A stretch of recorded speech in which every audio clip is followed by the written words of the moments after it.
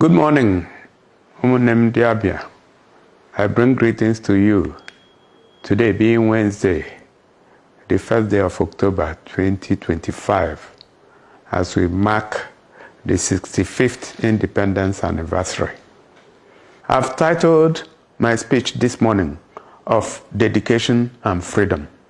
It is with great joy and sense of pride that I address you this morning. Grateful for the privilege of witnessing the 65th anniversary of our nation's independence from colonial authorities. I would like to specially congratulate fellow Nigerians for the great things we have collectively achieved as one nation over the last 6.5 decades of coexistence. Ours is far from being a perfect union, but this day presents us an excellent opportunity to look back with pride at how far we have come and then resolve as one people, united in common destiny, that the best of our years is in the future, not in the glory of the past, nor the frustrations of the present. We are a people of destiny, and the evidence is in the miracle of our continued existence, the friendships that transcend religious and ethnic boundaries, and in the spontaneous excitement that rends the air each time a Nigerian achieves something remarkable on the global stage, when we do not care about ethnic or religious identity, just the knowledge that the individual or team represents Nigeria. Many of us have had cause to feel disappointed with Nigeria and the trajectory it has taken over the last few decades. But we must never mistake momentary discontent with lifetime disconnection. We are a nation of patriots, so even when we openly announce our dissatisfaction with the state of affairs, deep in our hearts, we love our nation and wish the best for it. Today we celebrate the victory of our founding fathers over the limitations of colonialism. But there is so much more to celebrate. This nation mirrors Africa's rich potential and then its struggles. It therefore follows that the destiny of Nigeria is partly tied to the eternal reality of our brothers and sisters all over the world. What we become, we ultimately play a part in shaping what will be said of our race in the final analysis. A thriving Nigeria inspires hope in the mind of every black man and woman around the world. Conversely, our continuing struggles, especially on the fundamental concerns of human existence, keeps a certain unflattering narrative in steady circulation.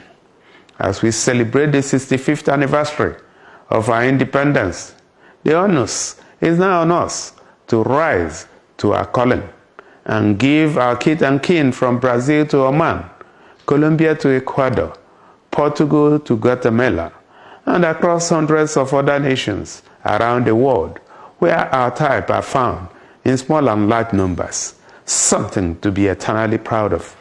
Nigeria is an ambitious project, but the events of the last 65 years have also taught us that nothing great is built in isolation. A nation rises on the dreams and the enthusiasm of the ordinary people, but it is the leaders who must provide direction. Leaders in a national project are not just members of the political class.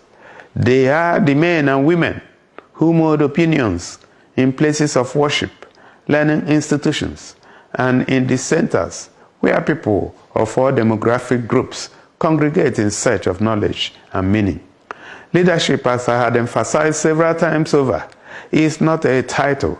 It is disposition to create value, drive progress, and apply our peculiar advantages to noble causes, ideas that transcend narrow interests.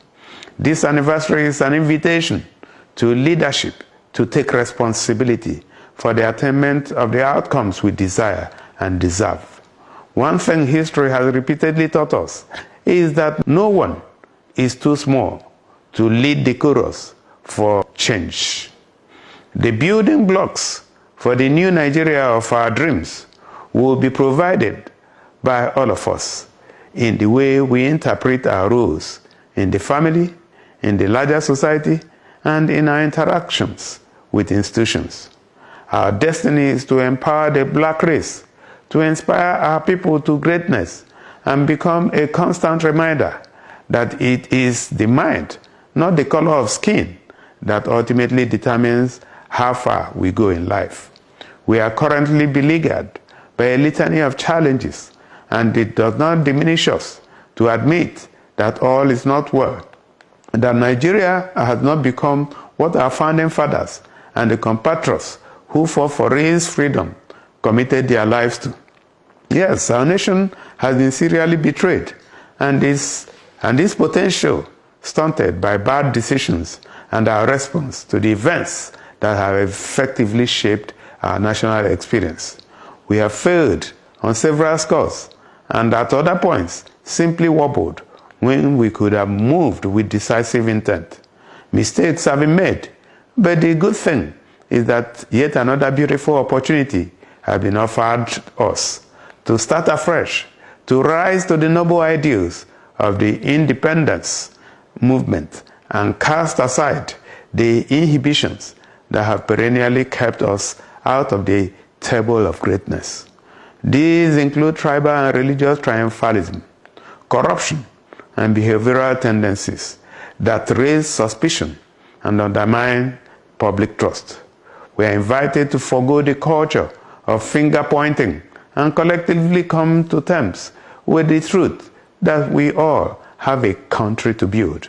The task of reimagining Nigeria is not exclusively for those in public offices or persons of influence.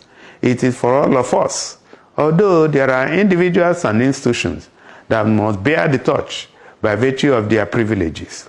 To our brothers and sisters here in Abia, let me especially thank you for your unending faith in the Nigerian project. You have remained unwavering in your commitment to Nigeria, refusing to be frustrated by the weight of discontent within the policy. Thank you for rising to the demands of nation building and for doing everything within your power to keep the ship of state in motion. We may have suffered heartbreaking disappointments in our interaction with the system, but I'm glad that we have remained unyielding in the conviction that, like our parents, we are as involved in this project as our compatriots from other parts of the country. Let me especially appreciate you for spreading the fruits of your genius across the length and breadth of the nation, and for refusing to take the easy option of retreating into your shells when met with difficulties, to whine and then do nothing else. No, we are better than that, and I believe that in due time we shall all look back with pride, grateful to have played a part in the great story Nigeria will eventually become. May I now take a moment to honor the memories of our compatriots, the men and women who devoted their lives and talents to the service of this land, who gave the last full measure of their devotion to forestall the failure of the Nigerian experiment.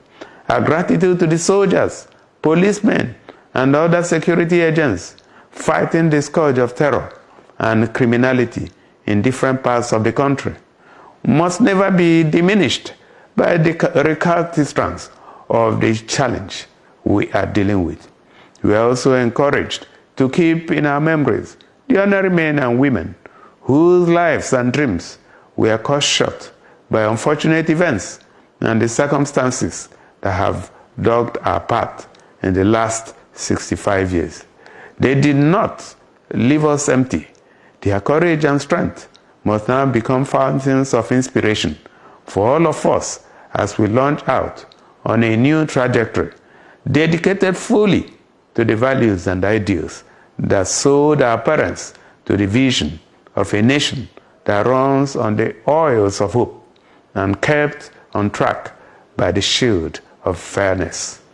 and patriotism.